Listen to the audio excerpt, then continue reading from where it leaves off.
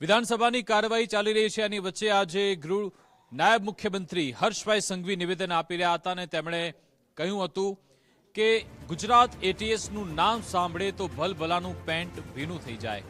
એટીએસે ગુજરાત અને ગુજરાત બહાર અનેક આરોપીઓને ઝડપ્યા છે એવું પણ તેમણે કહ્યું। સાથે રામ મંદિર પર હુમલાના પ્લાનને પણ નિષ્ફળ બનાવવામાં આવ્યો છે તેવી વિગત પણ તેમણે આપી। એવો પાઠ ભણાવ્યો કે ભવિષ્યમાં તે રામ મંદિર સામે ન જોઈ શકે। આજ અંગે વિગત આપશે સંવાદદાતા નિકુંજ જાની ફોનલાઈન પર જોડાઈ ગયા છે।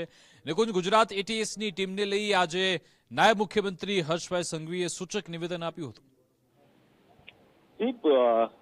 જે પ્રકારે એટીએસ દ્વારા રાજ્યની અંદર છેલ્લા કેટલાક વર્ષોથી જે ઓપરેશનો પાર પાડવામાં આવ્યા છે અને રાજ્ય અને દેશની શાંતિ સુરક્ષા માટે જે ખતરારૂપ કહી શકાય તે પ્રકારના આતંકીઓને પણ એટીએસ દ્વારા ઝડપી પાડવામાં આવ્યા છે। ન માત્ર ગુજરાતની અંદર પરંતુ ગુજરાત બહાર પણ આ પ્રકારના આતંકી મનસૂબા સાથે જે આતંકીઓ ગુજરાતની અંદર પ્રવેશ્યા હતા અથવા તો ગુજરાતની અંદર પ્રવેશવાની તૈયારી કરી રહ્યા હતા તેની સામે જે કાર્યવાહી કરી છે તેને લઈને આજે વિધાનસભા ગૃહની અંદર રાજ્યના નાયબ મુખ્યમંત્રી હર્ષ સંઘવીએ જે ગૃહ છે તેને માહિતગાર કર્યા હતા। તેમણે ગૃહની અંદર નિવેદન આપ્યું છે કે રામ મંદિર પર હુમલો કરવાનું જે આયોજન થઈ રહ્યું હતું તે પ્રકારના આતંકીઓને પણ ગુજરાત એટીએસ દ્વારા પકડવામાં આવ્યા છે અને તેમણે એ પણ કહ્યું છે કે ગુજરાત એટીએસનું જ્યારે નામ પડે છે ત્યારે ભલભલા આતંકીઓ જે છે તે થરથર કાપે છે અને ના માત્ર આતંકવાદી પ્રવૃત્તિઓ પરંતુ